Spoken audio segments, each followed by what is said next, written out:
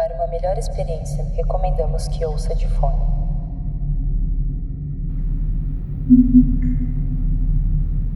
Permaneça no sinal para estabelecermos contato.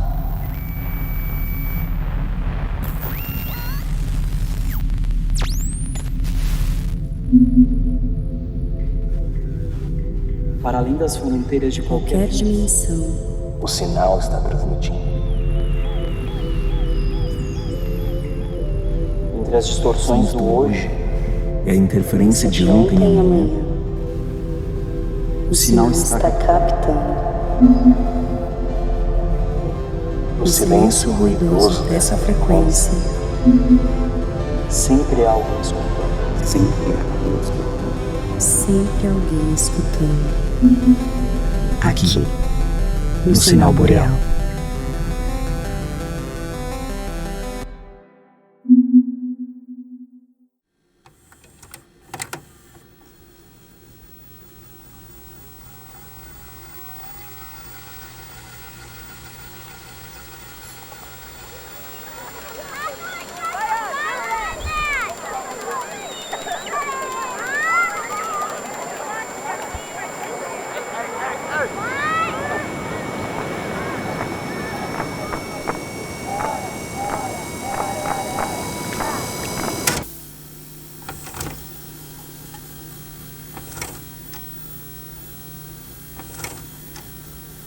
Acho que um dos meus maiores medos enquanto criança era esquecer das coisas. Dos livros que eu lia, dos filmes, das pinturas. Mas principalmente, eu tinha medo de esquecer do meu passado.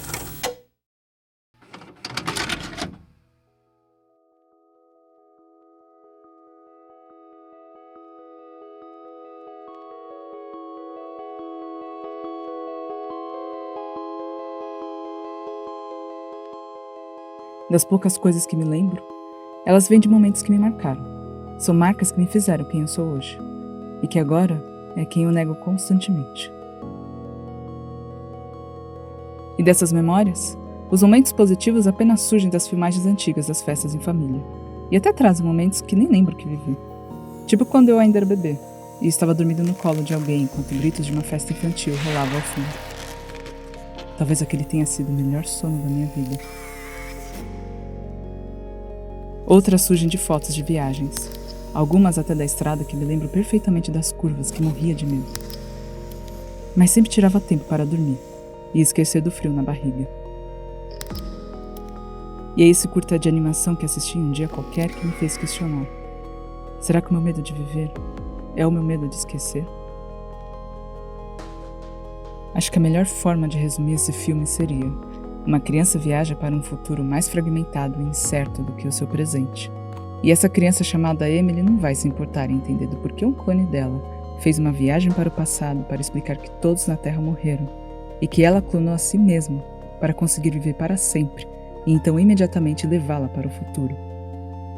Para a criança é apenas um encontro entre Emilys, mas não apenas entre corpos, mas entre memórias, conhecidas ou desconhecidas, vividas ou que ainda precisam viver. É o encontro entre o que vai e o que se foi.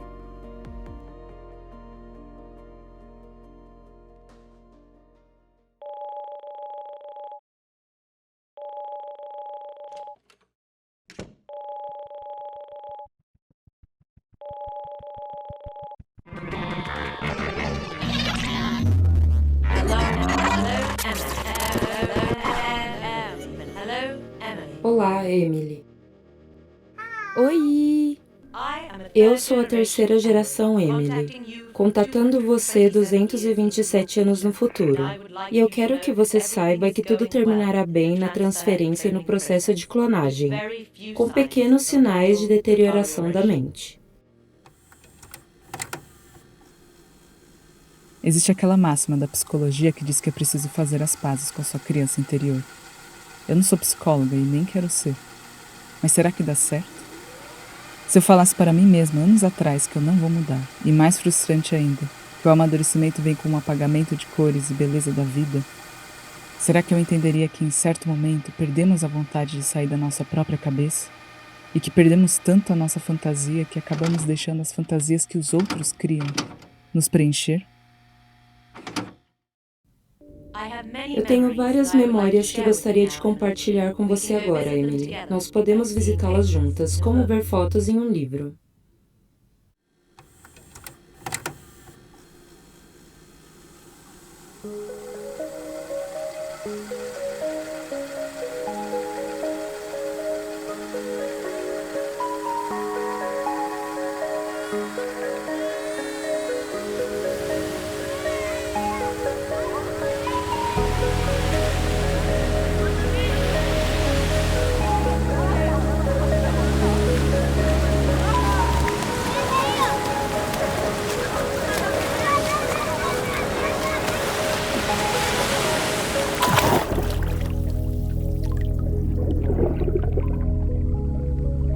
Talvez, se eu pudesse viajar no tempo, eu iria em todas as vezes que senti que estava chegando aos fins. Quando eu senti que minha mãe não voltaria nunca mais para me buscar no fim daquela noite. Então eu entendi a solidão. Quando eu percebi que o fim dos barulhos nunca iria chegar. Então eu entendi a minha própria mente. Quando eu percebi que o fim daquela viagem nunca chegaria se eu dormisse. Então eu entendi a eternidade. E quando chegou ao fim da minha infância, então eu entendi a morte.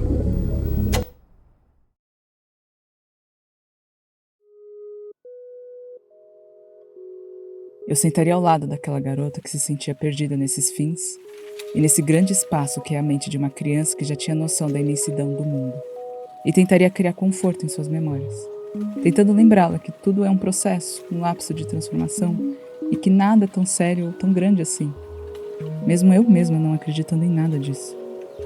Mas, ao mesmo tempo, eu tentaria encontrar conforto em minhas próprias memórias. Assim como o clone de Emily que leva a sua original para percorrer os caminhos de sua própria memória, onde ambas compartilham esse mesmo universo estranhamente desenhado que é a animação deste curta.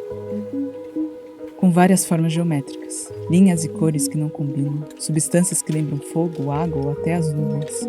Nada é identificado especificamente, nada é formado por completo. É tudo como se fosse um processo, talvez até como um processo de amadurecimento. Pois mesmo sendo um clone de 227 anos no futuro, ela ainda precisa processar coisas básicas, como o amor.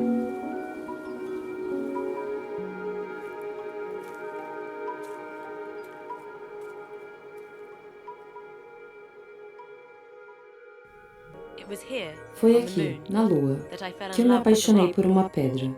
Eu não entendia minha mente e minhas emoções na época. Apenas sabia que eu achava essa pedra muito atraente. Era brilhante.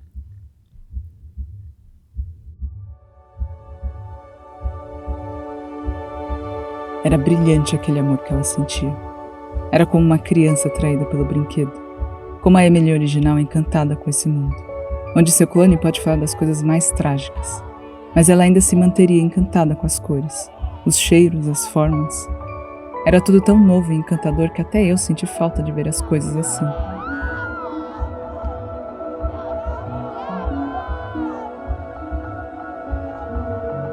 Porém, conforme o clone mostra o futuro, mais acredito que chegaremos na mesma situação, onde as telas se transformaram no centro das memórias, onde os inúmeros clones perdidos em sua própria linhagem vivenciam diversas memórias de si. Onde chegaram ao ponto de terem uma das telas a memória de alguém, vendo uma memória de alguém que está vendo a memória de alguém, como um loop infinito de passados, presentes e futuros.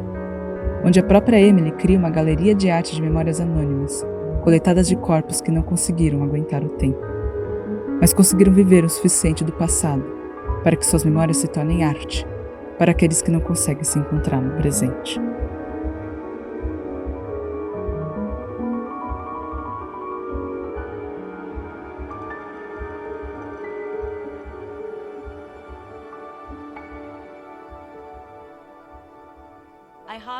Eu coletei suas memórias, e elas ainda me dão felicidade. Essa é uma das minhas memórias favoritas dele, e eu não consigo explicar o porquê. Ele está descendo a escada e vê uma planta sendo soprada pelo vento, batendo suas folhas juntas, numa espécie de aplauso. Eu vi essa memória mais de 6.000 vezes. O fim da infância acontece quando tudo se torna mais difícil. O fim da adolescência acontece quando perdemos o caminho para o futuro, uma rotina e até os rostos familiares. Mas nunca queremos viver o fim, né? Talvez fazer clones com nossas próprias memórias seja uma solução? Então por que o clone de Emily voltou?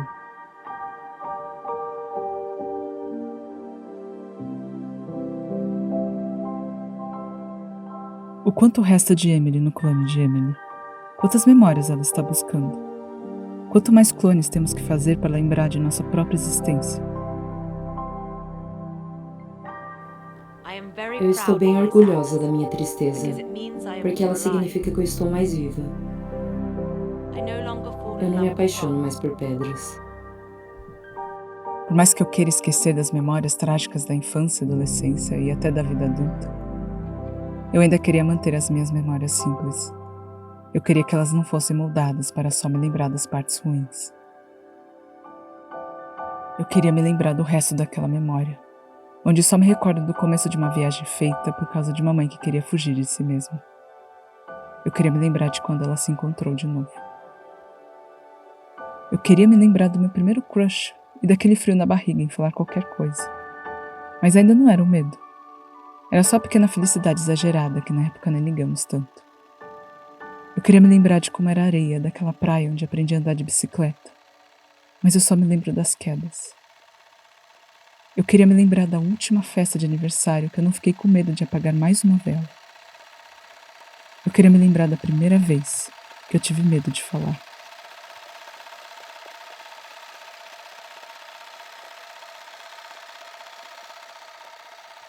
Eu queria presenciar minha própria galeria de memórias anônimas, pois só assim eu me reconheceria em cada obra.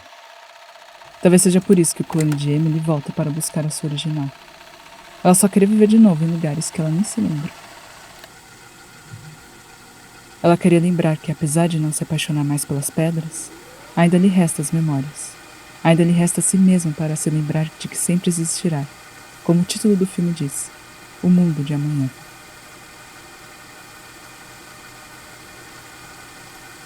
E talvez seja por isso que eu sempre volto para cá, gravando para conseguir me livrar de tudo, mas ao mesmo tempo querendo me lembrar de tudo, de desejar um fim, mas sempre lembrar dos começos. Pode ser que eu esteja presa a ver a memória de alguém nesses filmes, desejando que fossem minhas.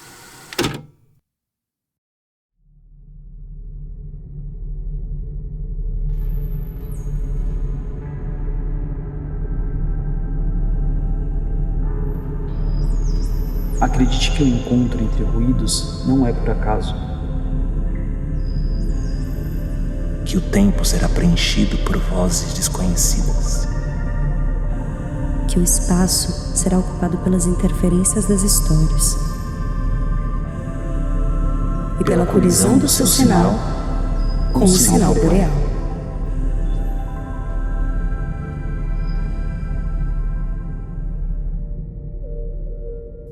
Com roteiro, narração e edição de som de Aline A. Dias e supervisão geral e dublagem de Daiane Trevisan, esse episódio contou com trechos do filme O Mundo de Amanhã, dirigido por Don Hartsfeld.